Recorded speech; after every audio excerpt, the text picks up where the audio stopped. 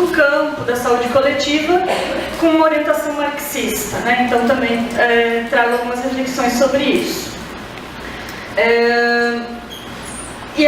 Até a gente já conversou aqui com algumas pessoas, né, desde hoje de manhã, o quanto a questão da saúde não tem um desenvolvimento muito grande ainda, né, teórico, metodológico no campo da psicologia histórica e cultural, apesar de ter muitas semelhanças, né, os princípios são os mesmos, mas como é um campo de atuação crescente, muitos de nós, né, vêm atuando, então também já tive trabalho em centro de atenção psicossocial, atuando nessa área, acaba surgindo como um desafio mesmo essa produção.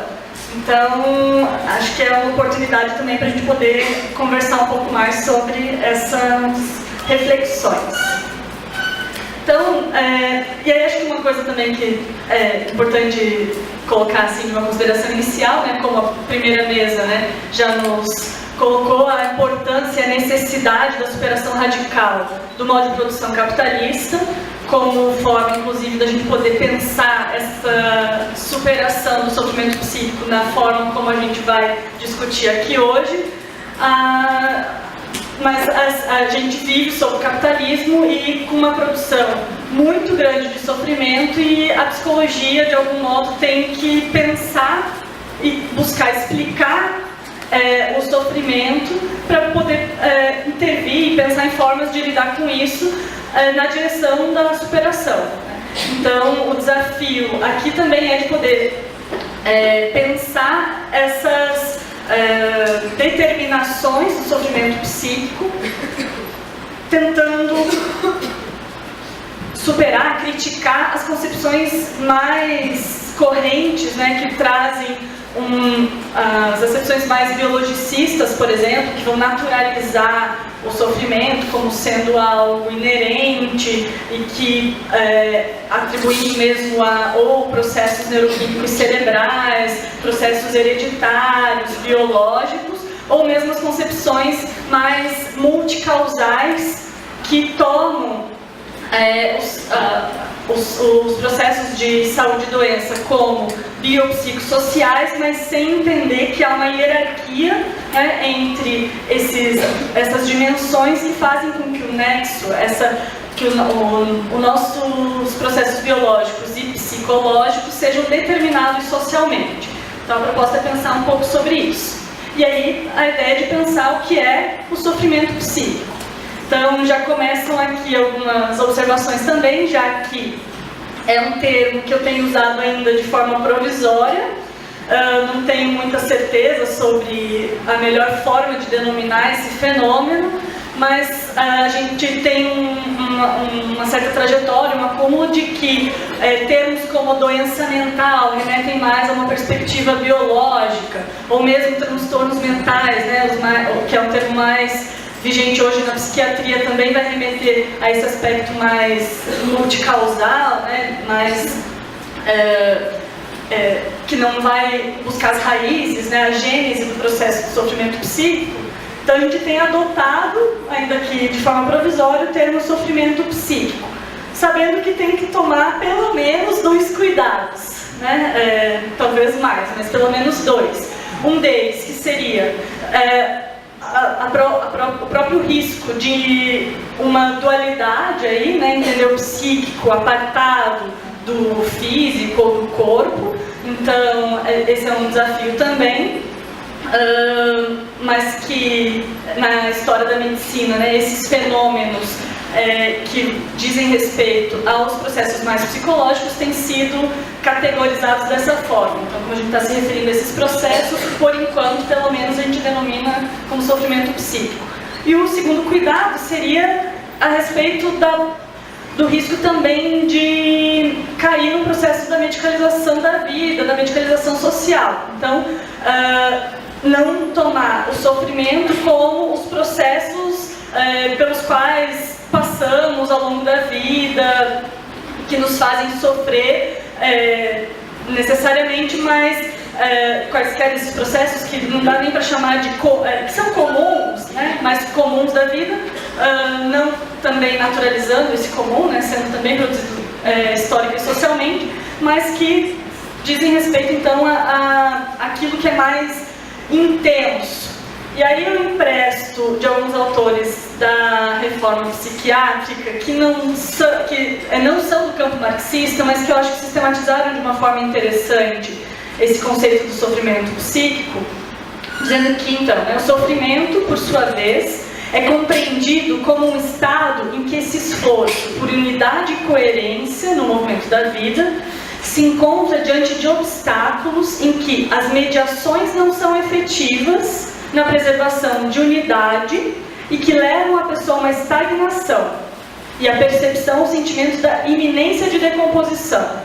Então, ali algumas coisas que eu acho que são bacanas. Então, isso, obstáculos em que as mediações não são efetivas, que eu acho que esse é um conceito muito caro para nós da psicologia histórico-cultural. Então, quanto no processo de sofrimento, os processos se tornam muito mais imediatos, menos mediados, e onde que elas não são efetivas? Nessa preservação da unidade da pessoa, Então pensar também no desenvolvimento da personalidade nesse processo, em que há esse sentimento de iminência de decomposição e às vezes uma própria desintegração, Isso ocorre não somente como um processo biológico ou orgânico, mas fundamentalmente como parte da experiência da vida, que corresponde ao mal-estar, desconforto ou dor, a qual bloqueia a dinâmica de transformações nos sujeitos. Então causa mesmo uma estagnação, A pessoa fica mais como se não houvesse saídas possíveis. E aí que a gente vai discutir também o papel da mediação na reconstrução dessas possibilidades, de superar essa estagnação. Nos sujeitos enrijecendo tanto a forma como eles se relacionam consigo mesmos, quanto com os outros e com o ambiente, aqui também entendido como o meio social de um modo geral. Então, não é qualquer sofrimento que está sendo entendido aqui, qualquer desconforto que está sendo entendido aqui, como esse processo, esse fenômeno que a gente está estudando, mas é esse então que produz um nível de sentimento de decomposição, da iminência da decomposição, de mal-estar, de dor, que produz algum tipo de obstrução ao modo de andar a vida, como diria lá o Canguilhem também. Então, ao se referir ao processo de saúde e doença, Então a doença é aquilo que de algum modo está obstruindo nosso modo de ser, nosso modo de vida. E que também isso é produzido só historicamente, então não são as mesmas coisas que obstruem a vida nos diferentes momentos históricos, nas diferentes sociedades. E aí, para pensar nessa questão do sofrimento, eu tenho pensado também, trago aqui um trechinho da Beth Oliveira, quando ela coloca sobre qual é o fundamento da atuação em psicologia. Então, qual que é a questão que se coloca para nós como fundamento da atuação em psicologia?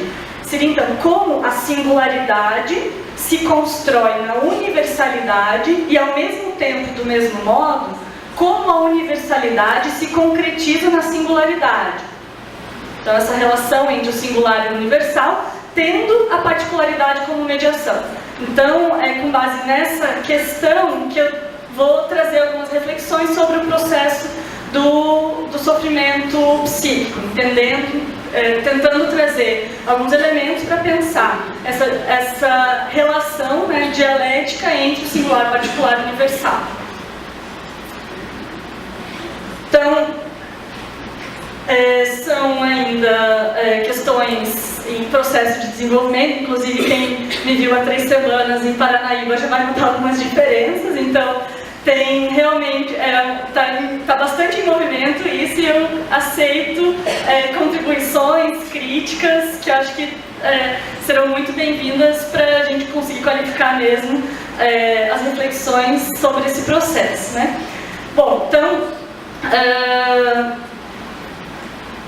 temos nos apoiado em vários estudos sobre essa relação, né, da dialética singular, particular e universal, entendendo então o singular como sendo essa dimensão do indivíduo em sofrimento. Então, o singular, né, sendo essa ocorrência irrepetível de um dado fenômeno, né, então, específica e repetível de um dado fenômeno na realidade. Então, esse sujeito singular com o qual a gente toma contato inicialmente nos vários locais em que estamos, na nossa vida, né? Então, como que esse indivíduo em sofrimento se apresenta.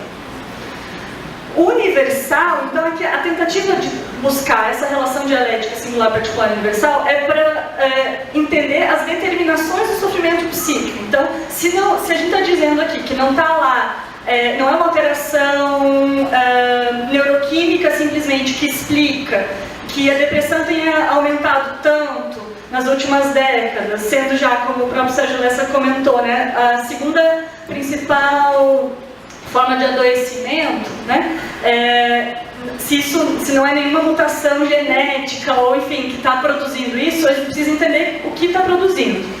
Então, como determinação mais profunda desse processo, a gente busca no universal. Então, o que seria essa dimensão da universalidade nesse processo? Então, o que eu tenho sistematizado até agora é que seriam os processos da reprodução social da vida. Então, qual é a dinâmica da produção, do consumo mediados pela distribuição de uma dada sociedade, no nosso caso a sociedade capitalista. Então ela tem um modo específico de funcionamento, de reprodução de si mesmo, né? E que é necessário aprender as leis de funcionamento, né? O processo de desenvolvimento dessa sociedade para entender como o processo de sofrimento psíquico se constitui. Então, a necessidade de olhar para esses processos da reprodução social da vida. Então, é importante aqui entender que o conceito de universal ele remete a essa ideia de leis gerais, dos traços essenciais, e não os traços comuns. Não é só aquilo que tem em comum entre vários indivíduos que é tomado como o geral ou universal, né? Mas isso, o que explica, né, que um dado fenômeno se desenvolva de uma dada forma. E essa relação entre o singular e o universal ela vai ser mediada pela particularidade. E aqui que eu tenho tentado pensar que no caso do sofrimento psíquico, isso que vai fazer a mediação entre o indivíduo em sofrimento e essa produção social da vida são os padrões de desgaste e reprodução na forma como a Laurel, que é uma autora mexicana, né, do campo da saúde coletiva, traz essa reflexão. Já entra um pouquinho mais nos conceitos propriamente de desgaste e reprodução, mas desde já acho que é importante ressaltar o que significa, né, isso. Então, que mediação é essa? Seriam então os modos específicos de funcionamento, os modos específicos de vida. Então, pensando que esses indivíduos em sofrimento, eles não se inserem nesse modo de produção de forma igual, mas se inserem desigualmente e atravessados pelas relações que determinam essa reprodução social da vida. A depender dessas formas, dos diferentes grupos sociais de que participam cada indivíduo, né, o seu modo de inserção nessa reprodução social vai ser diferente. E, portanto, a forma como se combinam esses padrões de desgaste e reprodução vão ser diferentes para esses indivíduos. E daí, de acordo com a Laurel, a partir desses padrões de desgaste e reprodução, na forma como se combinam desgaste e reprodução, que as doenças, né, ou que o processo de saúde e doença se produz. Então, enfim, isso, né? Então, o fato de uma determinada pessoa ser da classe trabalhadora ou da burguesia faz diferença na forma como esses padrões de desgaste e reprodução se combinam, quais formas de desgaste às quais essas pessoas estão submetidas, a sua forma de reprodução individual, né, como ela se insere nesse processo, vai ter um impacto diferente na constituição de cada um desses indivíduos e, portanto, também na forma como se produziria esse sofrimento. Da mesma forma, se esses indivíduos, a depender do tipo específico do trabalho concreto, né, realizado, então se um professor, se é psicólogo, se é operador de telemarketing, se é metalúrgico, caixa de supermercado, então cada uma dessas formas, né, de atividade específica vai impactar de um modo diferente nesses padrões de desgaste e reprodução. Então, alguns vão exigir um desgaste físico maior, outros um desgaste intelectual, outros uma forma de cobrança de metas mais externa, outros mais que já começa a introjetar essa cobrança, o próprio indivíduo se cobra, enfim, então diferentes formas de combinar esses padrões.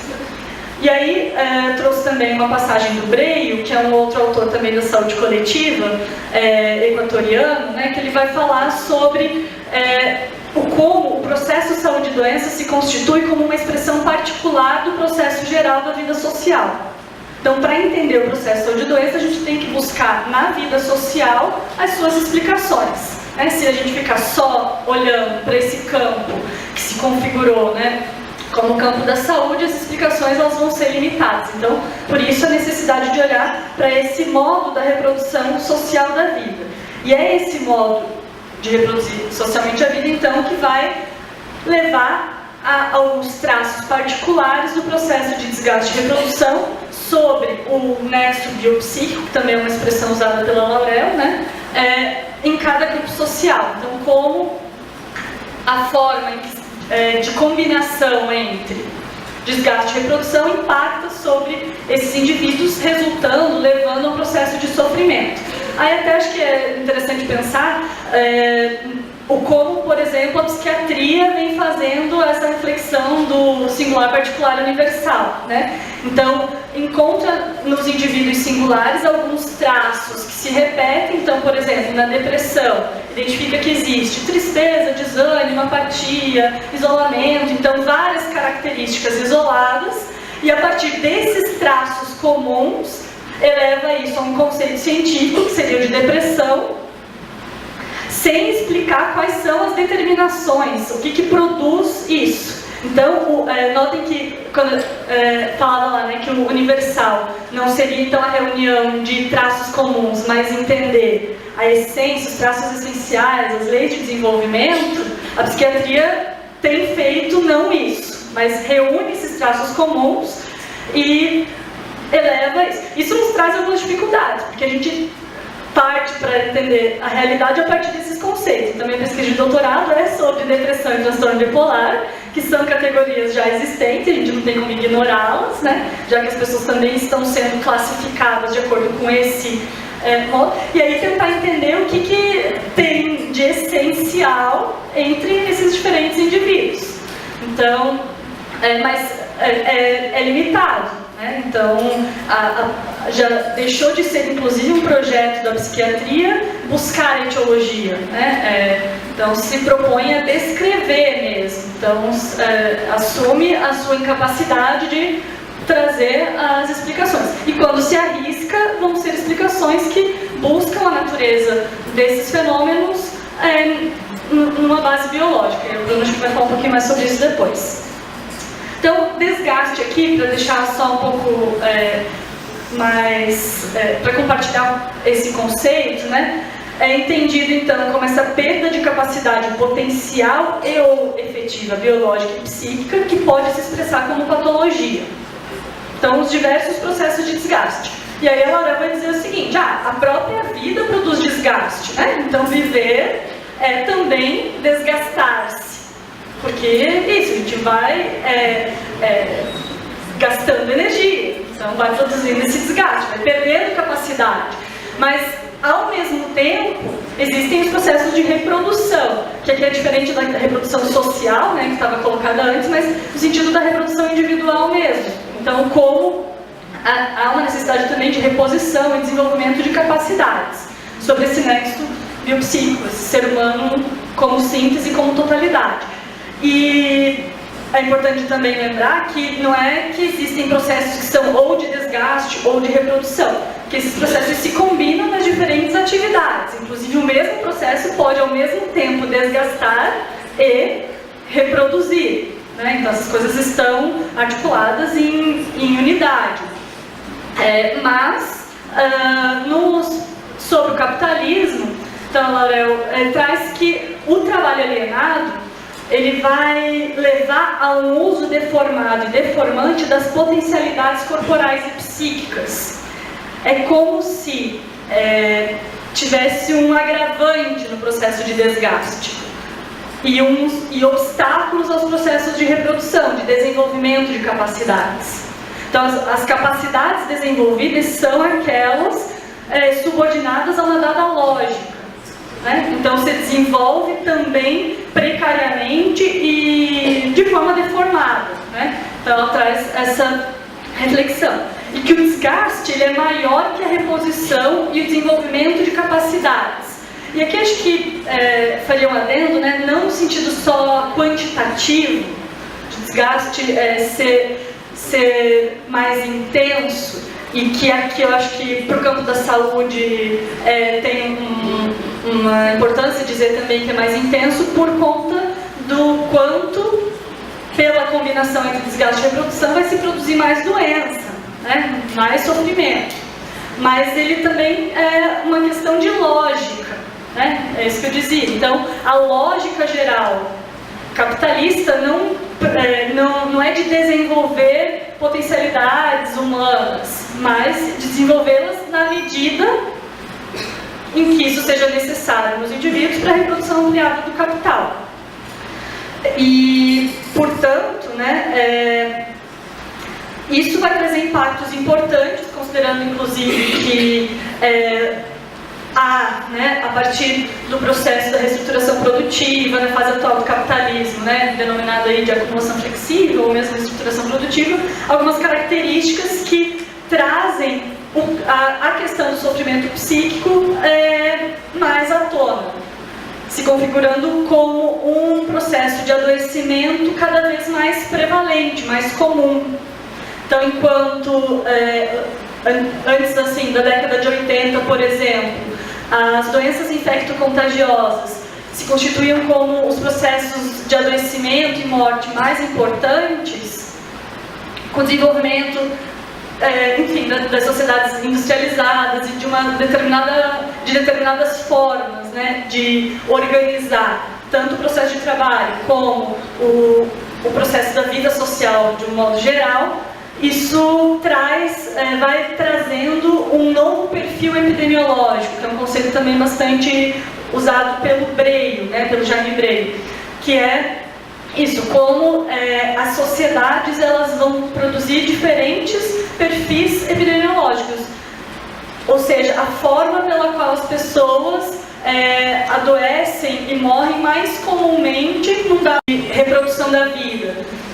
Determinadas características colocadas por essa fase atual do capitalismo, como a flexibilização de vínculos de trabalho, flexibilização de direitos trabalhistas, horários, local de trabalho, processos de gestão flexível também, né, os chamados processos de gestão flexível, em que há também um aumento do assédio, da repressão, que trazem, né, um aumento também da intensificação do ritmo de trabalho e tal, vão ter um impacto importantíssimo sobre a forma como as pessoas adoecem, né? Então, como se esse modo de vida fosse produzindo algumas condições limite que favorecem determinadas formas de adoecimento. Então, não é à toa que a depressão aparece como algo tão importante nos nossos dias. E para entender essas determinações do porquê que ela aparece com tanta força, é necessário recorrer a essas análises. enfim, acho que depois no debate, se for o caso, a gente aprofunda um pouco. E aí, tentando trazer, né, essa articulação com a dimensão singular, então, com esse indivíduo em sofrimento, como isso sintetiza ali. Então, entendendo que essa universalidade, mediada pela particularidade, né? A particularidade é essa, que expressa o universal e, ao mesmo tempo, condiciona os modos de ser singular. Como pensar o singular? E aí tem uma passagem do Vygotsky que eu acho que é interessante, que nos atenta, né, para a seguinte questão, que não é importante saber somente que enfermidade tem uma pessoa, senão também que pessoa tem determinada enfermidade. Então, como pensar, né, o papel que o processo do sofrimento psíquico cumpre nesse sistema de personalidade? Então, o que desintegra, como desintegra, quais são os seus mecanismos? E aí, articulando necessariamente com esses processos, né, do universal e do particular. E como se constitui, portanto, né, essa enfermidade nessa relação. Então, buscar os mecanismos de constituição do sofrimento psíquico nesse processo, né, do singular, particular e universal. Aí, chamar atenção, né, para esse conceito mesmo, né, do desenvolvimento humano. Então, quando o Vygotsky está falando sobre desenvolvimento infantil, ele vai dizer, né, que o desenvolvimento, então, ele é um complexo processo dialético que se distingue por uma complicada periodicidade, a desproporção no desenvolvimento das diversas funções, as metamorfoses ou transformação qualitativa de umas formas em outras, um entrelaçamento complexo de processos evolutivos e involutivos, o complexo cruzamento de fatores externos e internos e um complexo processo de superação de dificuldades de adaptação. Então, a gente está falando de um processo, né, bastante complexo, como vocês viram, eles falam várias vezes a palavra na frase, e como isso leva a dificuldades, inclusive, para a gente entender como dentro desse desenvolvimento, nesse processo de desenvolvimento, não dentro, né, mas ao longo desse processo de desenvolvimento, se constituem alterações que são denominadas como patológicas, que levam ao sofrimento psíquico, a uma desintegração, e muitas vezes se tornam obstáculos a esse desenvolvimento. Então, que isso é muito dinâmico. Então, o processo de desenvolvimento ele não é algo linear, mas ele se dá em movimentos de zigue-zague, acontecem retrocessos, existem, enfim, né, saltos qualitativos. Então, não é um processo linear. E que, nesse processo, né, de desenvolvimento, aparece, né, como uma força importante também a questão da mediação. Signos, instrumentos, e o como, para se apropriar também dessas mediações, a necessidade da relação com o outro. E se a gente pensa numa sociedade que nos impede ou dificulta o acesso a uma série de objetivações produzidas socialmente, objetivações culturais, a gente pensa também no caráter do desenvolvimento nessa sociedade como sendo limitado, alienante, e o quanto favorece diversos processos de sofrimento, de ruptura, né, entre os sentidos mesmo. Tá, deixa eu pensar, eu tenho 5 minutos. Acho que vai dar.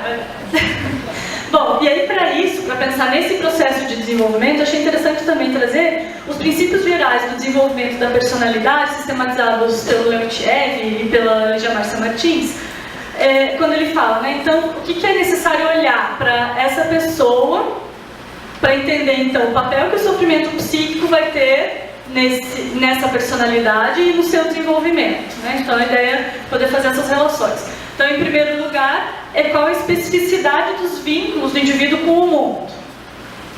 Então, Que vínculos são esses, né? Que classe social essa pessoa pertence? Homem, é mulher? Enfim, qual é a sua ocupação? Né? Está desempregado? Como é que faz? Quais os vínculos? Não só em termos quantitativos, mas de qualidade também. Como se dão esses vínculos, né? São vínculos mais imediatos, pontuais, superficiais, com que tipo de interesse, né? Qual é a base desses vínculos? A segunda seria o grau e organização da hierarquização das atividades em relação aos motivos. Então, dentre as atividades do indivíduo, como elas se hierarquizam de acordo com os motivos e o quanto, de fato, essa hierarquização é algo que se dá de forma espontânea, pela própria necessidade imposta, né, pelos processos da vida, de ter que trabalhar em determinada coisa que produz mais sofrimento às vezes e tal, e o quanto é possível hierarquizar de uma forma consciente ou não esses processos, que leva ao terceiro princípio, que seria o grau de subordinação dessas atividades em relação aos motivos ante os níveis de consciência sobre si e autoconsciência. E se a gente está, então, propondo essa reflexão do quanto, no processo de desenvolvimento, vão se produzindo também obstáculos, processos que produzem sofrimento, e aqui, né, a gente consegue perceber o quanto a grande maior parte desses processos são processos normativos dessa sociedade, não são exceções, não estão fora daquilo que é a norma social. Então, a identificação do trabalho, metas inalcançáveis, processos, eliminação de qualquer poro, né? Então, isso está colocado para todos nós, né? A gente trabalha muito mais do que a nossa jornada de trabalho lá dentro do trabalho, porque hoje a maior parte dos trabalhadores deixa à disposição o WhatsApp, o contato, tem que responder coisas, enfim, então isso vai também irradiando para as outras dimensões da vida e o impacto que isso tem sobre o processo de sofrimento, né? Quando também, por conta, né, da própria constituição dessa sociedade, com relações sociais alienadas, alienantes, não é possível estabelecer vínculos que produzam sentido para a vida, ou quando esses se produzem também são muito circunscritos e não conseguem ampliar. Então a gente percebe hoje um processo de uma intensificação muito grande do sofrimento e do adoecimento, de modo geral, né? Com relações, vínculos, se esses vínculos são de competitividade, de alienação em relação ao outro, isso está colocado nas nossas diversas relações. Então, também a dificuldade até de um suporte, de uma rede social rede social, não no sentido que vocês pensaram, mas imediatamente, possivelmente. Só falar que eu percebi, mas isso, né? De um suporte de pessoas que façam parte da sua rede de contatos mais próxima, de trocas mais efetivas e reais, não só virtuais e de curtir, né? Aquela coisa efêmera, mas que isso produza, de fato, alguma diferença. Então, numa sociedade em que a alienação predomina, numa sociedade capitalista, é muito difícil superar esse tipo de relação, porque também a grande maior parte do nosso tempo está sugada para esses objetivos. Mas falar em consciência sobre si, autoconsciência, né? Qual a capacidade, a possibilidade, quanto nós somos estimulados, ou enfim, o quanto nós somos permitidos pensar sobre nós mesmos, né? O inverso disso, como até acho que parte das reflexões da conferência de abertura trouxeram para nós. E aí acho que para trazer só algumas reflexões para fechar, né? Então, ao mesmo tempo, se essa sociedade está produzindo tudo isso, a gente teria alguma condição de reverter isso que se desintegra, que se desagrega na personalidade? O que fazer com a pessoa que está sofrendo?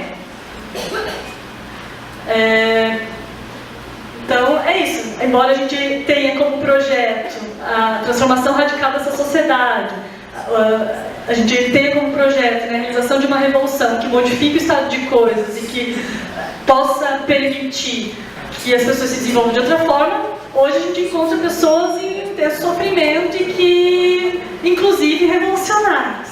Muitos de nós adoecidos em sofrimento. O que fazer com isso? Né? Então, o Vygotsky acho que vai trazer algumas reflexões bacanas sobre isso. Aqui é um recorte muito pontual, tem várias outras questões que dariam para pensar, né? Mas que há sim a possibilidade de reconstituir isso que desagrega. Então, eu gosto até de pensar os exemplos que o Luria, sobre os estudos do Luria sobre a memória, né? Em que há aquela... a partir de lesões cerebrais gravíssimas, enfim, ou algumas não tão graves, o quanto os vários estudos, né, que foram desenvolvidos nos laboratórios de reconstituição, às vezes, de funções por vias colaterais de desenvolvimento, por outras vias, e que se a gente está pensando em processos que sim tem um correspondente neuroquímico, a gente não, ao dizer que o processo de doença é determinado socialmente, a gente não está negando que ele se expresse biopsiquicamente, pelo contrário, então existe uma alteração neuroquímica, existe uma diferença na produção de serotonina no cérebro no caso da depressão, é inegável. Agora, é isso, a gente explica a depressão por isso? Não. É isso que eu estou dizendo. Eu acho que não. Né? Para explicar a depressão, a gente vai ter que olhar para que relações produzem isso. Então, como a vida social leva a uma mudança, inclusive, no processo neuroquímico cerebral. É outro caminho. E aí, então...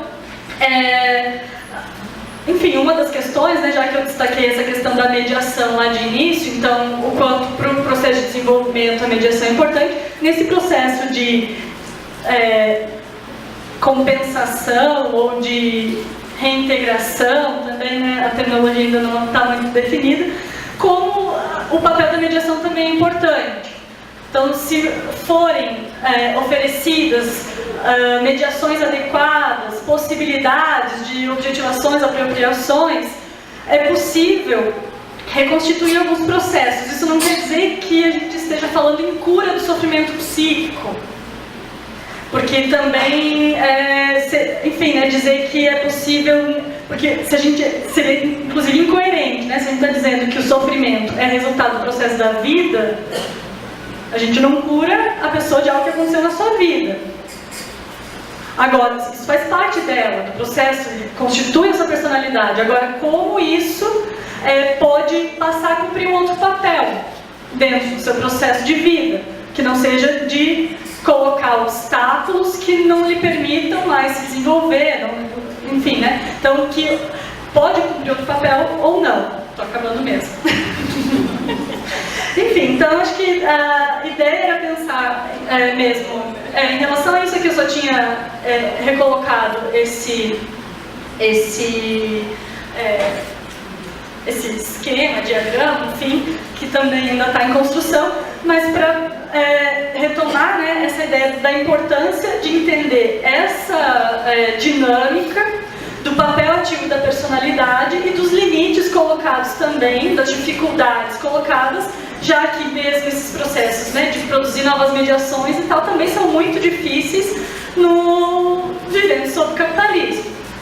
Então, o quanto é importante, aí acho que retomar um outro autor que também não é marxista, mas acho que a sua produção justifica bastante assim, a sua leitura e apropriação, que é o Franco Basaglia, né, que foi um psiquiatra que, enfim, um dos responsáveis pelo processo da reforma psiquiátrica italiana, que serviu de base para a reforma psiquiátrica brasileira, e ele trazia muito isso, do quanto os técnicos, os profissionais, sendo da psicologia ou não, precisam estar efetivamente ligados à classe trabalhadora na direção da sua emancipação para poder fazer diferença, já que sozinhos a gente não tem condição de produzir essa diferença, né? Então, o processo de reforma psiquiátrica italiana ele foi um processo que envolveu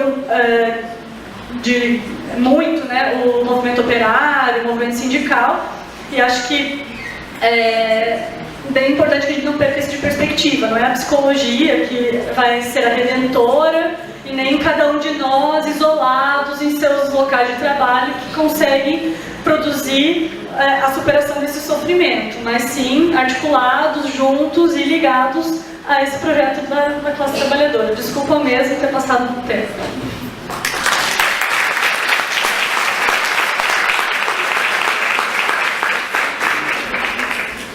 Bom dia a todas, bom dia a todos. Primeiramente, boa tarde. Segundamente, queria agradecer ao convite da comissão organizadora de participar desse evento, né, que é rico tanto nos temas que aborda, quanto nas pessoas que vieram aqui discutir, que também estão, né, não necessariamente aqui discutindo, mas debatendo, né, a partir dos temas aqui tratados, e que já está na sua terceira edição. Né. Também dizer aqui para os queridos alunos, né, e também os professores de Paranaíba que estão aqui, eu estou com o coração na mão de não poder estar lá, porque nosso campus está ocupado desde segunda-feira, né, e eles se revezaram para que alguns pudessem vir, enquanto outros tenham mantido lá a segurança e a vida, né, na ocupação. Bom, a minha fala, eu dei um título meio perigoso, que eu chamei de notas sobre a perspectiva histórico-cultural para a investigação da esquizofrenia. Né? Eu digo perigoso porque eu preparei 5 notas, e eu nunca tinha perguntado o que significava 30 minutos e 5 notas. Né? Mas eu vou tentar apresentar 5 nesse exíguo tempo que a gente tem para poder falar aqui nessa manhã. Né? Eu acho que uma coisa a destacar, antes de entrar nas notas propriamente ditas, é que é muito recente o esforço de alguns intelectuais, de alguns teóricos, da psicologia histórico-cultural no Brasil, para desvendar, né, os mecanismos por detrás desses processos ditos patológicos. Eu digo que ele é recente em relação aos esforços da psiquiatria, né? Porque quem tem explicado por que a nossa classe está adoecendo em termos de saúde mental até o momento é a psiquiatria. Né? Então é muito louvável que nós agora estejamos nos preocupando, ou dando mais ênfase, não que nós nos preocupássemos, longe disso, a investigações mais dedicadas ao problema das chamadas, eu também não estou muito confortável com o termo, das chamadas psicopatologias com uma seriedade dentro do campo e dentro do método. Né? A minha primeira nota é de que o termo psicopatologia é incompatível com os caminhos investigativos que o Vygotsky abre ao estudo da esquizofrenia. Embora o próprio autor use, né, psicopatologia, doença e tal, né, faz com os termos do seu tempo. Acho que hoje essa expressão não é compatível. Por que não? Bom, a ideia de doença remete a um objeto cuja direção principal é o organismo. E esse não é o ponto de partida da psicologia histórico-cultural. Aliás, o significado histórico da crise da psicologia, né, se tem algo que o Vygotsky vai criticar as perspectivas dominantes da sua época, é precisamente a tendência da reflexologia de partir da fisiologia para explicar aquilo que é superior à vida humana. Né? Então esse é o primeiro ponto. Bom, para o Vygotsky, o processo da esquizofrenia é algo que ocorre no coração do pensamento conceitual. Ou seja, ocorre na relação com uma qualidade, com um atributo do ser social, que não existe em qualquer outra esfera da natureza. Bom, acresça-se a isso o fato de que até o momento não existem evidências sólidas a respeito da causação ou suposta causação neuroquímica ou genética dos processos esquizofrênicos, que a gente tem um monte de hipóteses. Né?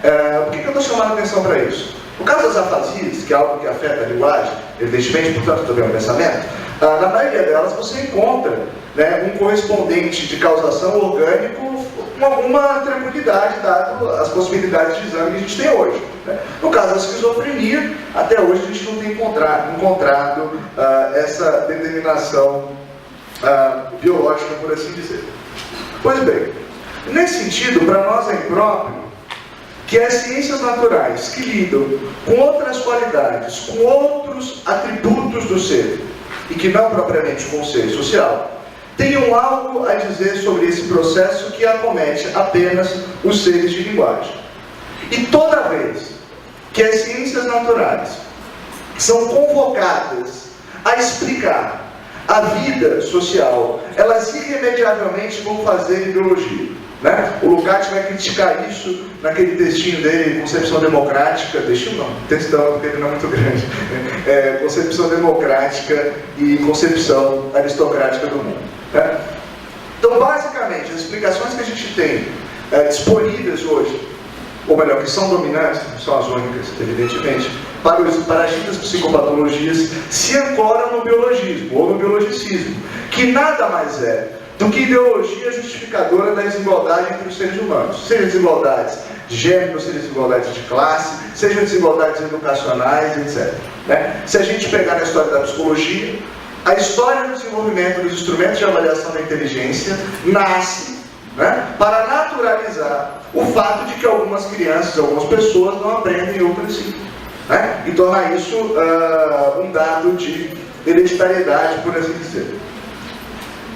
Eu vou passar bem rápido, espero que a referência fique para alguns. Né? Quando a gente olha para a história da psiquiatria, nós vamos ver que ela surge, à época como medicina mental ou medicina especial, exatamente no século XVIII, né? Quando a miséria passa a ser aprisionada nos asilos e no momento ulterior, isso que a gente hoje conhece como loucura, vai receber uma instituição especial de tratamento. Ou seja, o capitalismo, uma vez se desenvolvendo, uma vez tendo expulsado os camponeses do campo, gerado uma imensa miséria nas cidades, precisa responder à própria miséria que ele criou. A medicina nasce, portanto, como uma medida policial, perdão, medicina mental, por favor. A medicina em alguns aspectos também. Né? A medicina mental nasce, portanto, como uma medida policial, de contenção da miséria. Né? E, portanto, a sua função está vinculada a esse ideal, ou a essa ideologia justificadora da desigualdade entre os homens. Né? Agora, isso não é algo que fica no passado. Isso é algo que se reatualiza com as condições científicas, ou, abre aspas, pseudocientíficas do nosso tempo. A medicina ainda responde a essa mesma questão. Por que crianças não aprendem? Né? Algumas porque possuem dislexia, que é um transtorno de origem neurobiológica. Né? Mas é uma origem tão estranha neurobiológica que ela não afeta mais nenhuma outra função, nenhum outro comportamento, só a capacidade de leitura. Essa é uma lesão muito foda, é um mosquito que faz, provavelmente. Né? A gente tem também o transtorno de atenção e hiperatividade, que também é dito como um transtorno neurobiológico, cujas causas são genéticas. Né? Se abre a página da Associação Brasileira de TDAH, é maravilhoso. Né? Eles têm um negócio lá de perguntas. E aí fala assim, existem polêmicas sobre a existência do TDAH? Aí tem assim, não. Se, mano, você quer colocar isso na sua página, é porque tem. Né? Mas tudo bem, afinal de contas que não tem. Né? E uma outra explicação muito comum, né, porque algumas crianças não aprendem, e ainda muito corriqueira no espaço educacional, é a dita deficiência intelectual. Né? Se você abrisse o DSM-4, agora já superado pela versão mais nova, você tem lá 4 tipos de deficiência intelectual. Né? E a última, a deficiência intelectual severa, é a única dentre os outros tipos que possui correspondente orgânico identificado. Uma criança que teve uma lesão, paralisia cerebral, caiu, o que quer que seja. Mas que isso é detectável. Né? Segundo o próprio DSM, os casos de deficiência intelectual que se enquadram nesse último caso correspondem a 2% do diagnóstico. Ou seja, 98% das crianças diagnosticadas com deficiência intelectual não possuem nenhuma lesão ou disfunção orgânica.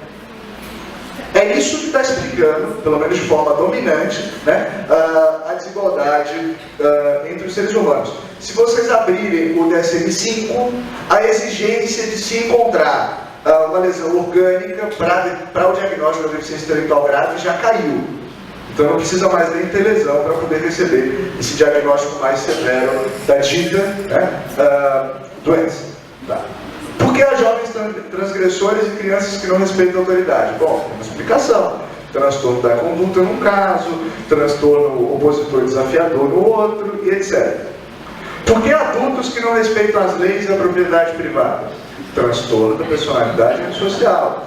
A gente brinca, mas isso é muito sério. No estado de São Paulo, eles criaram uma unidade experimental de saúde, assim é chamada, porque isso é uma questão de doença, não é? Portanto, é um objeto da medicina, para abrigar 6 jovens infratores da lei, que hoje se encontram em prisão perpétua. Porque como eles não estão numa instituição carcerária, eles cometeram crimes que chocam a sociedade, etc., eles podem ficar lá o quanto o tratamento durar, que pode ser a vida toda. Então veja que não é brincar, não é só uma explicação, não é? Digamos assim, que a psiquiatria moderna dá, né? Ela é uma força dominante muito ativa na sociedade. Sequer vai entrar aqui no mérito da sua relação pornográfica com a indústria farmacêutica. Nem vou colocar isso em questão ainda, né? Mas essa tendência, né, de transformar problemas da vida, né, em problemas de ordem médico-orgânica, ela também aparece, digamos assim, nas explicações que nós já demos e ainda damos para a esquizofrenia, né? Então, em 55 falava-se que a esquizofrenia é o resultado de uma alteração do metabolismo da serotonina. Em 71, do mecanismo da noradrenalina. Em 72, da dopamina. Em 73, acetilcolina. Em 76, endorfina. Em 77, prostaglandina. Hoje, as duas hipóteses mais críveis são a de 55 e 71, né? Serotonina e noradrenalina. A gente fica nesse looping eterno, né? O que é mais bacana? Cada nova pesquisa anuncia como uma grande descoberta da esquizofrenia, né? Em 2009, a BBC alardeou 2 pesquisas que diziam ter encontrado um componente C4 de uma certa variação genética que seria a causação da esquizofrenia, né? Ou seja, achamos o gene e ele é único. Em 2014, a Nature solta um artigo, que também vai ser alardeado pela mesma BBC de Londres, falando que eles encontraram, olha que bacana, 87 associações entre genes que podem participar da causação da esquizofrenia, né? A Maria Aparecida Moisés brinca, eu gosto dessa piada que ela faz, que assim, quando você tem tantos genes predispostos a causar uma doença, você não sabe porra nenhuma sobre ela, né? E as combinações são tantas que é impossível prever qualquer coisa, né? Já que do que se trata é isso. Eu não estou controlando meu tempo, dá um toque quando chegar. Tá. Bom, isso para chegar a uma constatação que pode parecer meio óbvia, mas nem sempre a gente tem feito assim, né? Se a gente quiser dizer algo sobre essa forma de padecimento que tem acometido muitos companheiros nossos, que fique bem claro, né, que é a esquizofrenia, é daquilo que é tipicamente humano e da legalidade social. A Mel coloca uma dimensão importante aqui hoje na fala dela, e da legalidade social que a gente deve partir se a gente quiser dizer algo sobre esse objeto. Não adianta recorrer à biologia, à genética, sequer como ciência auxiliar. Claro, a gente não faz caso tábula rasa do que aí tem. Mas é preciso dar a esses estudos o seu verdadeiro lugar. E o seu verdadeiro lugar é que, na ordem explicativa do ser social, o verdadeiro lugar é o de explicação subordinada. Ocorrem alterações neuroquímicas na depressão? Sim, ocorre quando eu trepo, ocorre quando eu bebo café demais, ocorre quando eu corro, ocorre quando eu me apaixono. Elas ocorrem e não explicam, elas são causadas, pelo contrário, né? Tá. Como dedução óbvia, né, desse primeiro movimento, a primeira nota, a gente chega à nossa segunda nota, que diz que a psicopatologia é, portanto, sempre uma psicopatologia posicionada. Psicopatologia aqui como campo científico, não como objeto, né? Então, a psicopatologia posicionada quando defende que problemas cotidianos são problemas de natureza médica.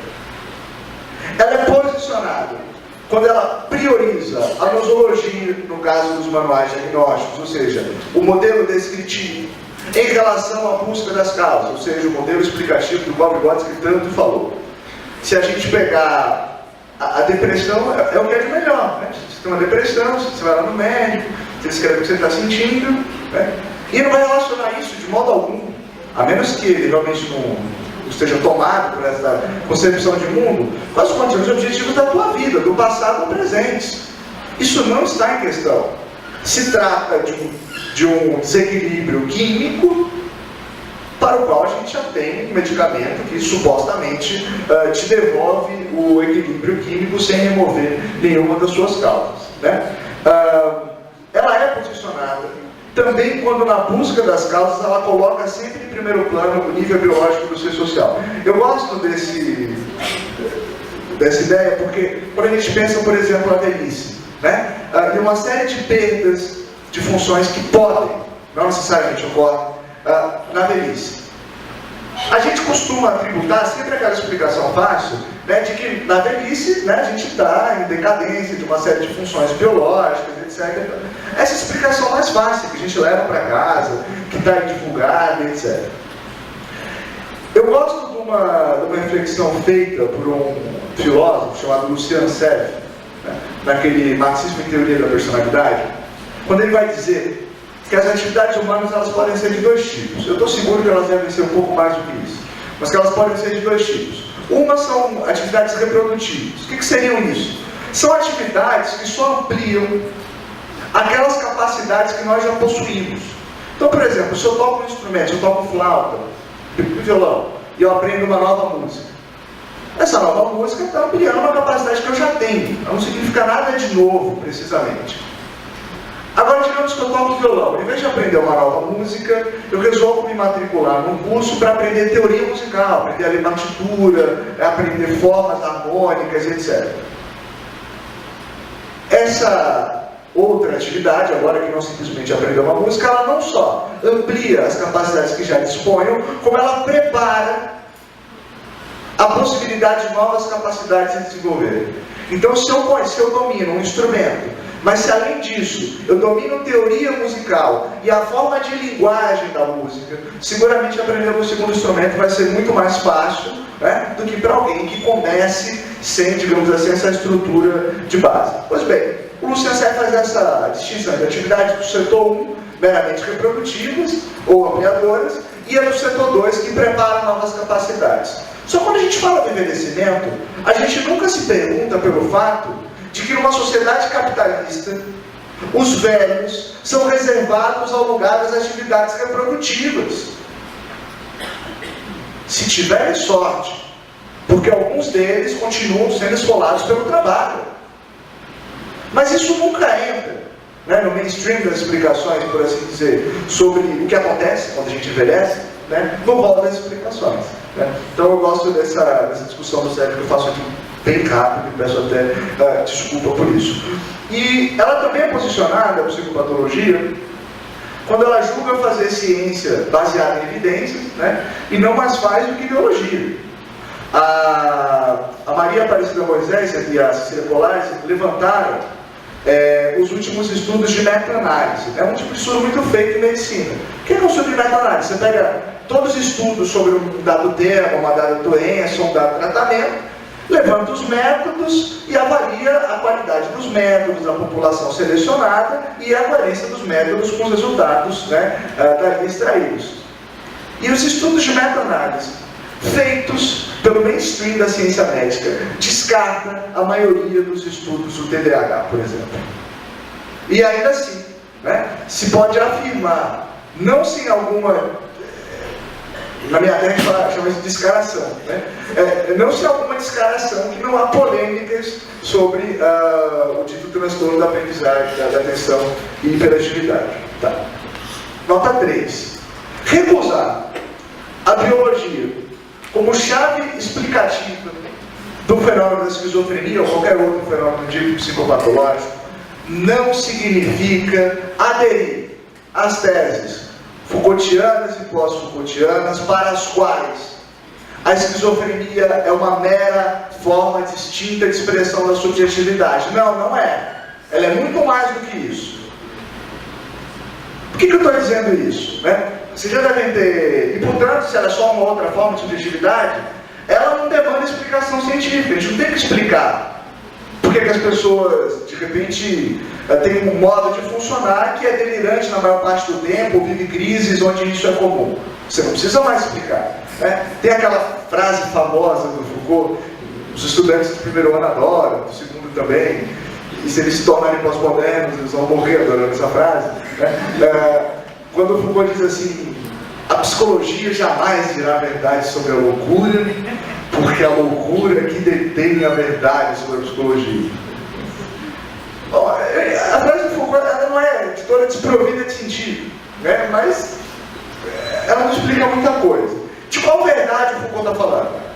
Foucault está colocando a psicologia, não sem razão, dentre aquele conjunto de conhecimentos que foi responsável por enclausurar aqueles sujeitos ditos loucos. Então, quando ele associa o desenvolvimento da ciência, no caso da ciência psicológica, da psiquiatria, né, com o enclausuramento da loucura, ele não fala algo sem sentido não, muito cuidado aí. Ele acerta. Né? E por que a loucura pode dizer a verdade da psicologia?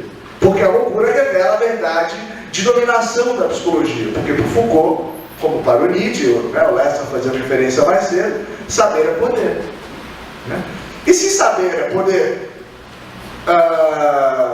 o saber não pode ter nenhuma pretensão de verdade, porque é uma questão de força.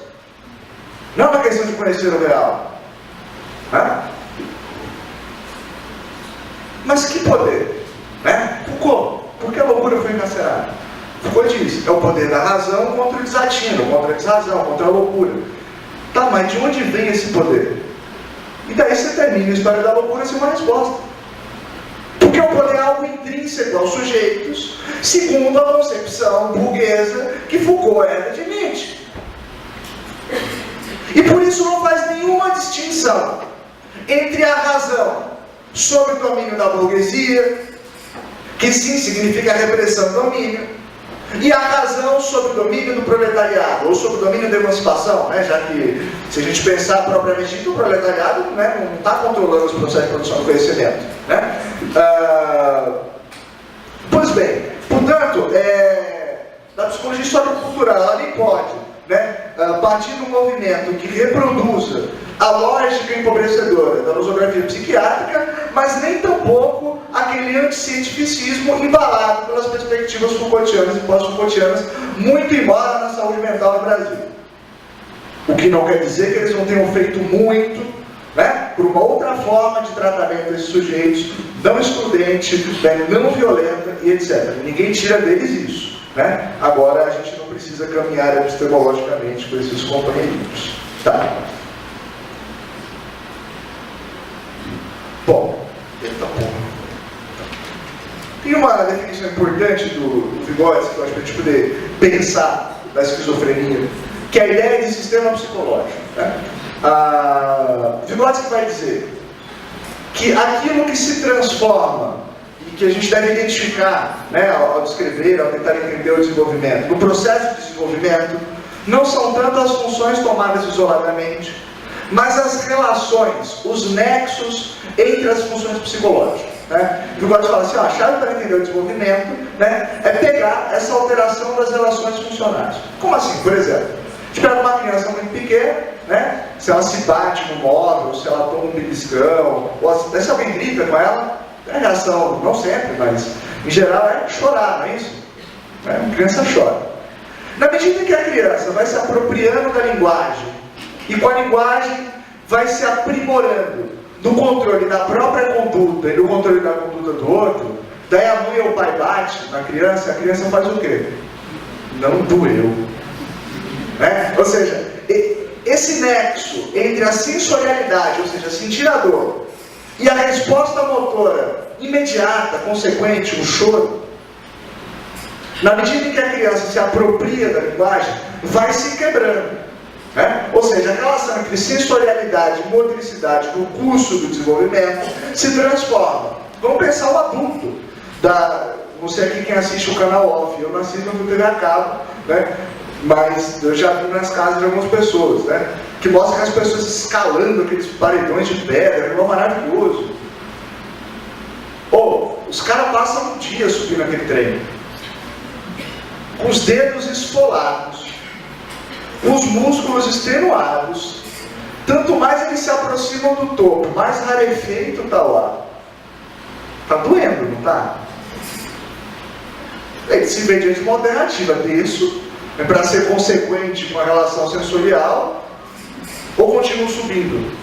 Não, eles continuam subindo, né? Então veja que no adulto, essa relação entre sensorialidade e motricidade, ela se inverte, né? Ou melhor, ela se altera. Isso é um nexo, na perspectiva do Vygotsky. E o nexo que se altera, eu estou falando aqui bem grosseiramente, porque o tempo é curto, na esquizofrenia, é aquele sistema funcional mais tardio, cuja aquisição é mais tardia, a saber, o dito sistema conceitual, sistema de conceitos ou sistema de formação de conceitos.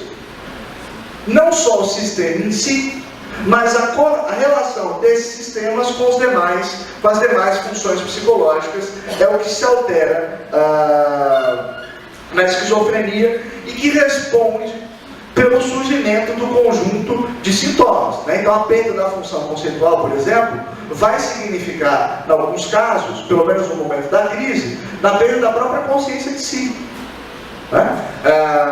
Em geral, a psiquiatria situa como sintoma a perda da consciência, né? E às vezes dá primazia para isso, para o Vygotsky não. A perda da consciência é o resultado, né, da desintegração do sistema de conceitos, né? E óbvio, a gente se enxerga conceitualmente, né? E não simplesmente perceptualmente, como momentos mais primeiros do desenvolvimento. Agora, quando a gente pensa, né, o conhecer a esquizofrenia para poder intervir, né, sobre os sujeitos que dela padecem, nós não estamos nem falando da análise moral, a partir da qual a medicina olha para esses sintomas bizarros e acha que, né, portanto, a gente precisa intervir e fazer algo para que ele não se torne violento, para que ele não mate alguém, etc, etc. Para nós não se trata disso. Para nós se trata exatamente de devolver para o sujeito uma das capacidades mais desenvolvidas do gênero humano e que lhe está sendo obstacularizado de desenvolver e, portanto, lhe é um entrave ao desenvolvimento pleno da personalidade. Portanto, para nós não se trata de uma análise moral simplesmente, né, do tipo, o sujeito fala coisas sem sentido. A gente também fala, mas a gente controla quando fala as coisas sem sentido, né? A perda do controle da conduta é a perda de uma conquista humana, e é só por isso, e só por isso, nos interessa entender sobre esses processos, né? Nota 4, a esquizofrenia não é um monolito, né? A esquizofrenia se difere nos mais distintos sujeitos pela sua duração, pela sua intensidade, pelo intervalo entre as crises, pela constância ou não de sintomas, pela ausência de alguns sintomas, pela presença de mais de tantos sintomas em alguns casos, né? E mais ainda, uma coisa que eu e a Silvana Mello temos discutido bastante, embora a gente não tenha investigado do ponto de vista empírico, que é isso que decide no final, que relação tem, já que se trata aqui do pensamento conceitual, existe entre um sujeito que foi privado, né, de se apropriar desses conhecimentos que nos levam ao pensamento científico, e daquele que não foi privado, que teve a possibilidade de se desenvolver, né, com alguma qualidade nessa direção. Há diferenças entre o sujeito que foi altamente intelectualizado e outro que não, entre o John Nash e Stamira, por exemplo? Para nós parece um pouco óbvio que há, mas nós precisamos testar essas hipóteses, não é tão de bandeja assim não, né? Porque a gente precisa transformar, né, esse conjunto de formulações gerais do Vygotsky, de outros autores e da própria teoria social de Marx em metodologias de investigação que possa dar a essas teses as comprovações, as verificações que os formuladores não puderam dar pelas mais diversas razões. Vygotsky porque era um workaholic que fazia 200 coisas, ainda bem.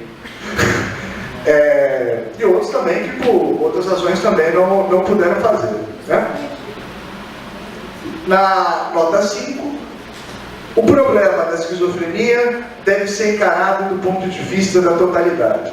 E aqui eu destaco o final da fala da Mel, né, que para nossa investigação futura do problema da esquizofrenia, nós não podemos perder o caráter ativo da personalidade. Ou seja, sem perder todas aquelas determinações que Melissa, né, coloca aqui, mais algumas talvez, né, a gente tenha esquecido, sem perder essa dimensão do universal, também não nos percamos dos indivíduos singulares que padecem, como aparece ali na Estação Vygotsky que a Mel trouxe. O que é que tem me instigado nos últimos tempos para pensar o problema da psicopatologia? Um autor húngaro, cuja formação cultural se deu primordialmente na França, que é muito falado no Brasil e muito pouco estudado. Tá? Um cara chamado Jorge Pulitzer. O Pulitzer escreve um livro chamado Crítica aos Fundamentos da Psicologia. Ele tinha planejado escrever 3 volumes, escreveu o primeiro, abandonou o projeto, foi tocar, né, sua militância, seus projetos filosóficos, morreu mais de 10 anos depois e nunca mais voltou, né, a esse projeto. Né. Mas o primeiro volume do Pulitzer dedica à crítica da psicanálise. Né. E o Pulitzer vai dizer o seguinte: a psicologia, ela sofre de uma tendência, agora é só uma brincadeira, de uma tendência patológica à abstração. Né? E o que é essa tendência patológica à abstração? Falar apenas em termos de leis gerais, o que em si não é errado, né? Tirando dessas leis gerais os sujeitos que aportam. O que o Pulitzer vai encontrar no Freud? A atitude do Freud diante do sonho. Fala isso que é preciso preservar da psicanálise. E qual é a atitude do Freud diante dos sonhos? Bom, o Pulitzer vai contrapor o que ele chama de teoria fisiológica dos sonhos, né, à interpretação, a Traubel-Kuhn do Freud, a interpretação dos sonhos do Freud. A concepção fisiológica dos sonhos diz que o sonho é um estado parcial de vigília. Por isso aqueles conteúdos do pensamento aparecem de forma tão aleatória, ou aparentemente aleatória. Essa é uma explicação que não precisa deixar de ser verdadeira, na verdade. Né? O que o Pulitzer chama a atenção? Assim, Freud não separa o sonho do homem que sonha. Quando Freud diz, e ele pode estar errado, mas o que importa é a atitude dele em relação à psicanálise, que o sonho é a manifestação de um desejo, o Freud não separa o sonho do homem que sonha. Portanto, o sonho é sempre o sonho de alguém e de um dado conteúdo. É sempre o sonho de algo, por assim dizer. Né? Se a gente pega um outro fenômeno, né? Memória, e o seu inverso, o esquecimento. Né? Então, sei lá, eu esqueci minha fala para falar hoje. Ok? A Silvana esqueceu o notebook que ia projetar aqui. Né? E o pai esqueceu de buscar os filhos na escola. Bom, você pode explicar isso a partir das leis gerais da memória. Memória de longo, pegar psicologia cognitiva, por exemplo, memória de longo prazo, memória de curto prazo, onde que entra o esquecimento como uma falha cognitiva, produzida por determinadas condições e tal. Mas se a gente quiser colocar em evidência o homem e a mulher em concreto, é preciso lembrar que esquecimento é esquecimento de algo por alguém. Que tem aí um homem e uma mulher que esquecem. Claro, no caso pode ser só um charuto. Via de regra não é. Isso vale também quando a gente, ao estudar o processo como a esquizofrenia, separa o delírio do homem que delira, o delírio da mulher que delira. Vou falar aqui, vou citar, estou esperando a metralhadora giratória da plateia, começar por aqui, né? A Silvana, que é, se pegar, por exemplo, a Pluma Zegard, né? Uma autora importantíssima como ponto de partida para a investigação psicopatológica em psicologia histórico-cultural. A Pluma Zegard faz uma belíssima descrição, e mais do que isso, desenvolve uma super metodologia a partir do Vygotsky, para estudar as alterações do pensamento. Não só a esquizofrenia entra no meio. Mas quando você lê, por exemplo, a introdução à patopsicologia da Bluma, ou patopsicologia, não tem sujeito. Você vai chegar no fim do livro, ou no capítulo sobre transtornos do pensamento, alterações do pensamento, melhor dizendo, e vai ter uma descrição de meio parágrafo da vida de alguns daqueles sujeitos, que parece aquelas anamneses médicas, não é nada muito profundo. Então veja, o que está em questão ali é a descrição das leis gerais. Não está errado, é importante que se diga. Não está errado, mas é preciso posicionar na descrição das leis gerais um papel ativo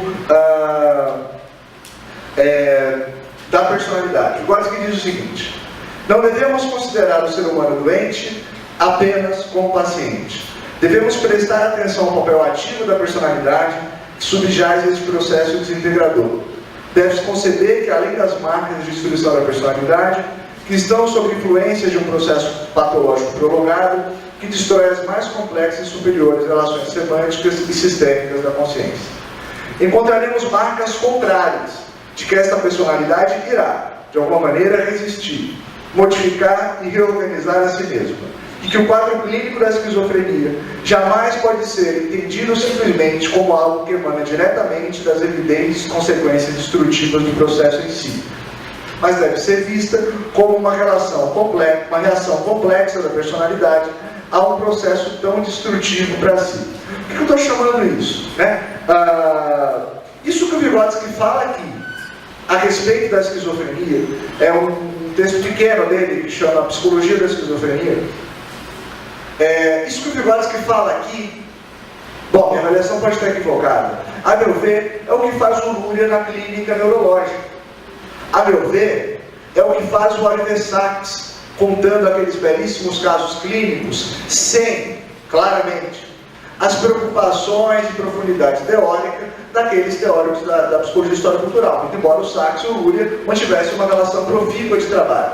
Mas me parece que a gente precisa passar a abordar o problema da esquizofrenia também a partir do modo como esses grandes autores também trataram os casos clínicos de outros campos que não o das psicopatologias. Portanto, para mim, me parece que é uma tarefa que urge para nós fazer com que as leis gerais da psicologia histórico-cultural e dos processos desagregadores da personalidade se encontrem com a vida material dos sujeitos concretos. Essa me parece ser a principal tarefa que a gente tem que materializar quando a gente planeja nossas investigações, nossas pesquisas no campo da psicopatologia. Peço desculpa por passar o tempo, é isso.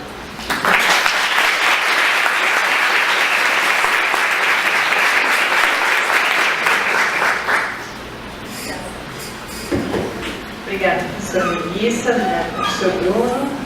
Nós vamos abrir para perguntas agora da plateia, mas dado o adiantado da hora, acho que nós vamos fazer uma rodada só de perguntas, né? Porque nós temos que retornar na parte da tarde e vai acabar atrasando muito a programação da parte da tarde.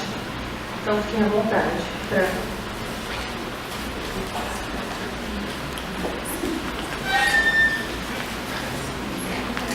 Acho que era melhor vir aqui para frente, é possível, Beto?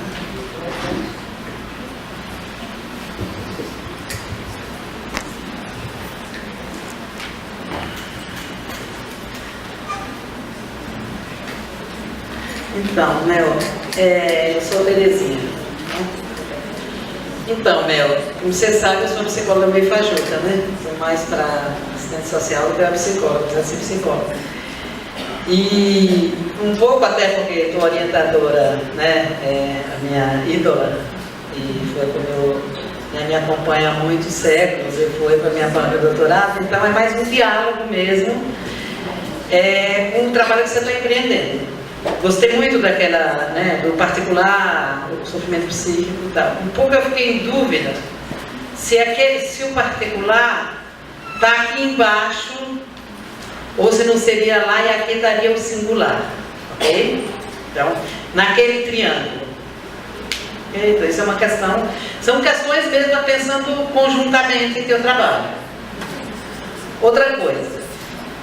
Eu sei que a maioria presente aqui, pelo menos 90%, tem nada contra o tema, e eu só discuto isso.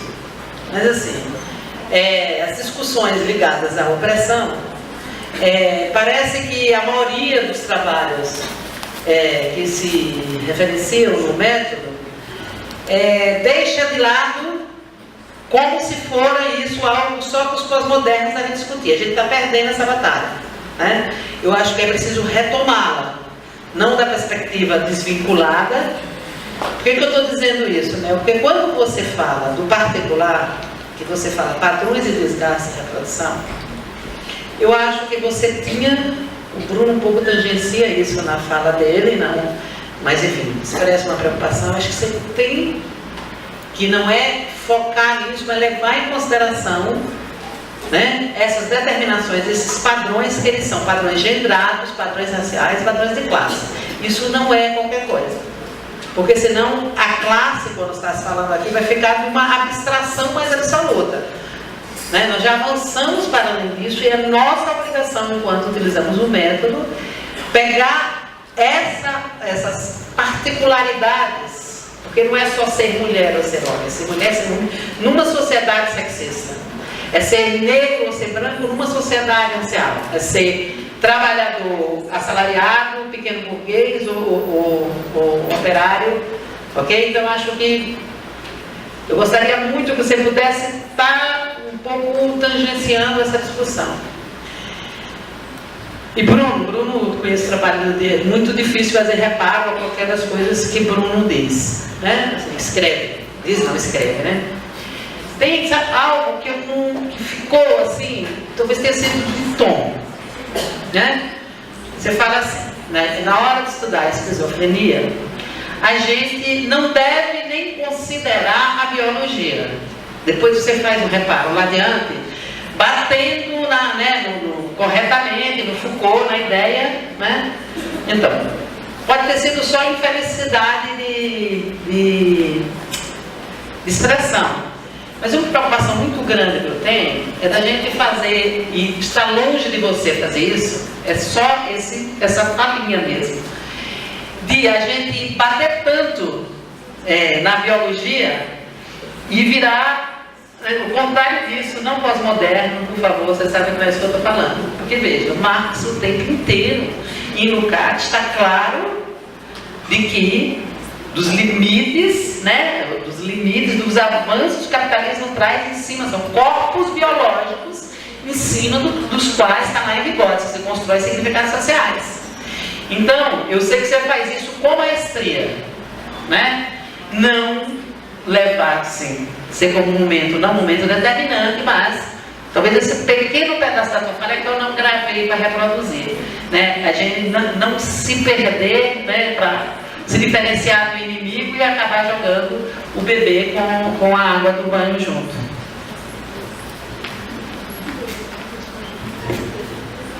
Marcelo, quer fazer uma pergunta também? Tem mais alguém?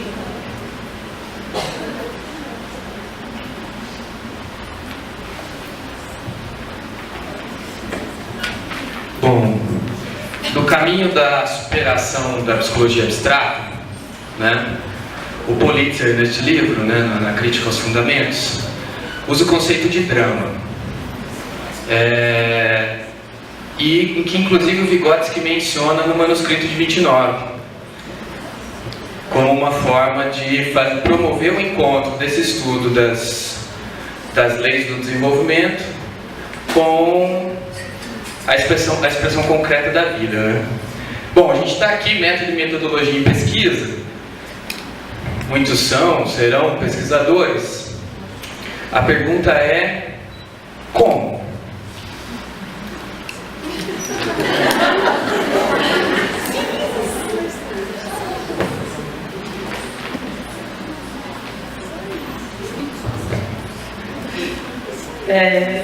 Bom dia, meu nome é Vanessa.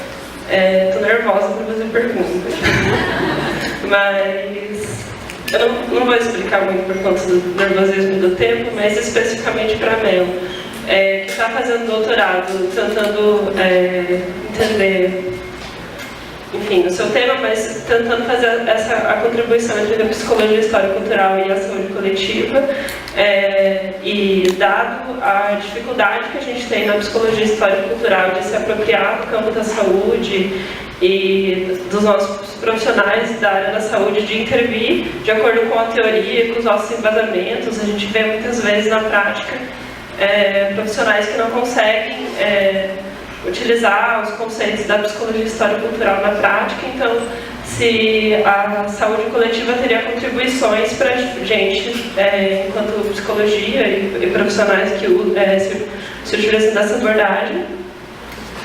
Enfim, mais ou menos isso, assim, se a gente deveria dar mais foco para os estudos da saúde coletiva, considerando que existe uma limitação entre os autores clássicos e até do que a gente está produzindo, né, porque é muito recente nessa perspectiva da saúde. E para o Bruno, eu acho que a pergunta anterior foi um pouco isso, mas me chamou muita atenção você citar a metodologia de investigação como uma tarefa para a gente concretizar alguns estudos que estão mais no campo da teoria e que a gente não consegue avançar, né? Então, se puder falar um pouco mais sobre isso.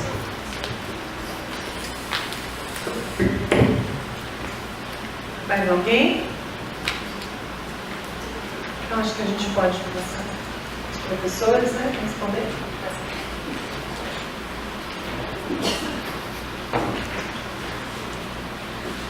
Bom, sobre a questão da teca, acho que em relação ao lugar ali, está assim, bem definido.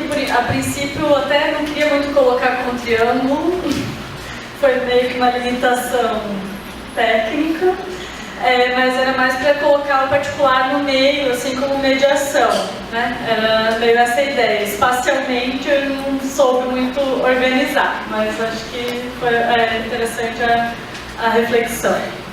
E sobre a questão do particular constituído por diferentes relações, né, como as de gênero, raciais, na verdade na discussão da tese, eu pretendo mesmo, até pela própria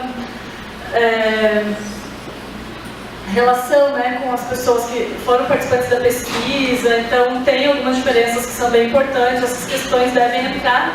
Foi uma dificuldade, assim, foram algumas opções por conta do tempo de exposição, né? Mas acho que várias dessas questões devem entrar como parte da análise e da discussão, porque é inegável que tem, de fato, uma determinação bem importante. Apareceu no de repente.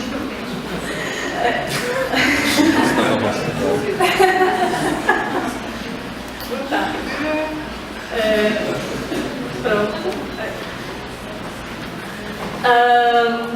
Bom, em relação à questão do Marcelo, acho que eu vou devolver a pergunta.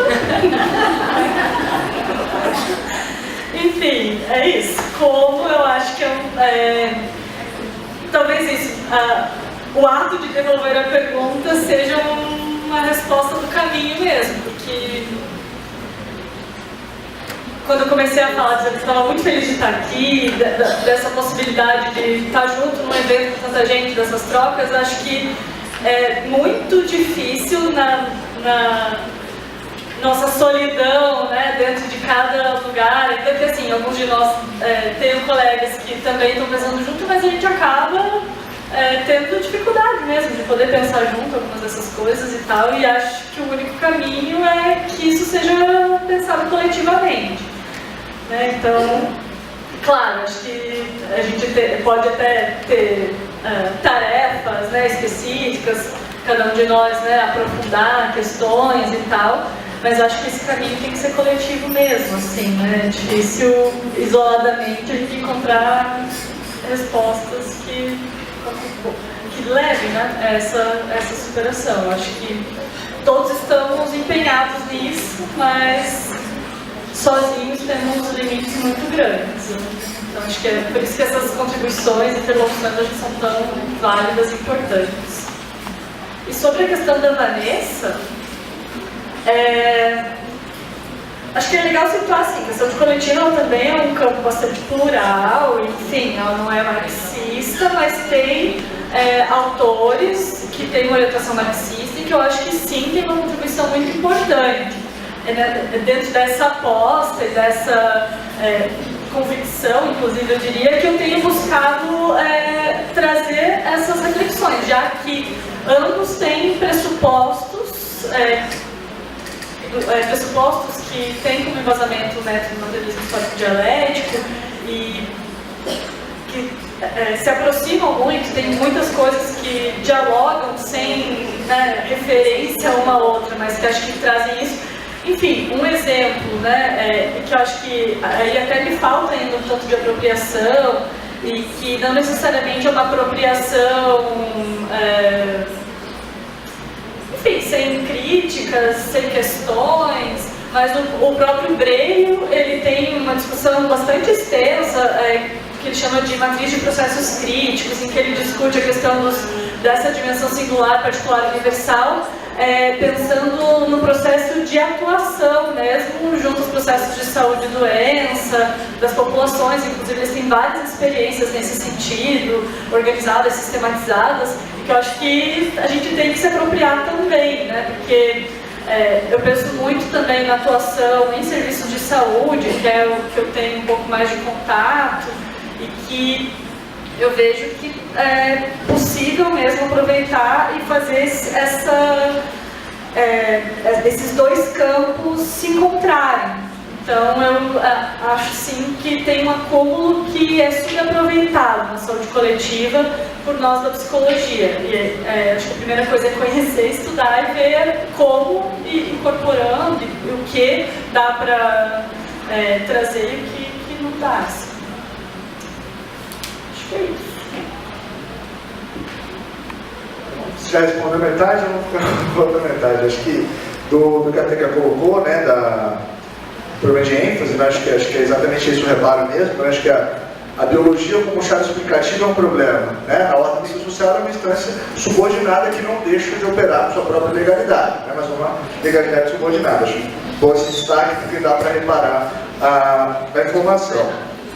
Daí eu queria juntar uma coisa que a Teca colocou para a Mel e o Marcelo colocou para mim, que eu acho que eles pegam um lugar que dá para pensar junto, que é assim, o Marcelo me pergunta como, tem que colocar, se vocês esquecerem a questão racial e a questão de gênero, vai ficar pela metade as coisas, E aí eu penso assim, acho que, primeiro a gente não pode esquecer nunca que teoria é o nosso principal instrumento, O resto a gente desenvolve a partir dela. Então, acho que a gente não pode esquecer disso nunca. Então, por exemplo, quem trabalha no meio escolar provavelmente já cansou de ver, mas nem sempre perceber, a violência exercida contra crianças negras, meninos e meninas. E a violência que eles exercem como resposta a essa violência é que costuma ser percebida. Não o primeiro tapa, Acho que o Lester falou, a gente só percebe o último golpe, É só o último golpe que é visto. Agora, se a gente não se aprofunda, se a gente não estuda nada, por exemplo, sobre a questão racial, não só no Brasil, mas ela como estruturante de um conjunto de relações, dificilmente nós vamos ver isso no real. Não é um dado imediato. Senão quando a violência é explícita, senão quando a ofensa é direta. Mas não é um ato imediato. Eu acho que é bacana colocar isso, porque assim, também quando a gente pensa em saúde mental, a gente também não pode perder essa dimensão, de gênero e a questão racial também. E aí quando o Marcelo pergunta assim, fala assim, porra, mas tá, beleza, drama, política também li, como? Uma pergunta mais fácil do que como fazer a revolução. Se Deus for mais modesto do que se alguém perguntasse como fazer a revolução. Agora, não tem resposta para quem a gente ainda não fez. No campo das psicopatologias, é importante que se diga, a psicologia histórico-cultural se deu muito pouco à empiria. A gente tem feito estudo de levantamento, a gente tem feito estudo teórico, isso é muito legal, gente. Mas não decide nada sozinho. Ou a gente faz isso, encontrar a vida, ou não serve para porra nenhuma. Desculpa o porra agora. Então você me pergunta o que fazer. Então, por exemplo, só para fazer referência às minhas queridas alunas que estão aqui, nós estamos tocando duas pesquisas com objetivos completamente distintos. Uma é sobre a crise da psicologia na década de 20 por Pulitzer e Vygotsky. Preocupações evidentemente teóricas, metodológicas e tal. E tem mais duas estudantes, uma está aqui, a outra não está, que estão estudando esquizofrenia. Essas duas coisas não estão ligadas num projeto, mas para nós que estamos fazendo está muito bem relacionado, né? E só agora, eu estou há 3 anos lá na FMS, e só agora eu me senti com alguma coragem, né, para poder enfrentar e abrir um estágio para atender adultos em situações de sofrimento psíquico grave, né? Pode estar muito errado, não tenho dúvida disso, né? Mas assim, a gente tem se munido teoricamente para poder tentar fazer esse movimento, né? Agora, a gente não faz ele sem enfrentar a empiria. E daí tem uma outra coisa, não adianta enfrentar a empiria repetindo o experimento de Vygotsky.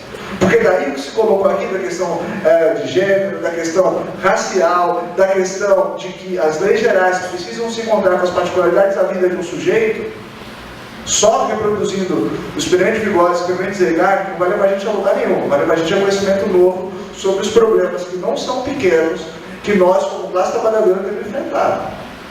Nós estamos adoecendo, e quem está cuidando da gente é a filosofia burguesa. Na medicina, na pedagogia, onde quer que seja, né?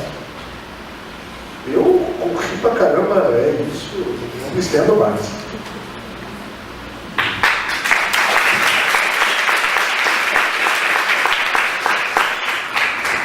Bom, então nós encerramos os trabalhos dessa parte da manhã, vamos fazer um intervalo do almoço e retornamos às 14 horas. Obrigada.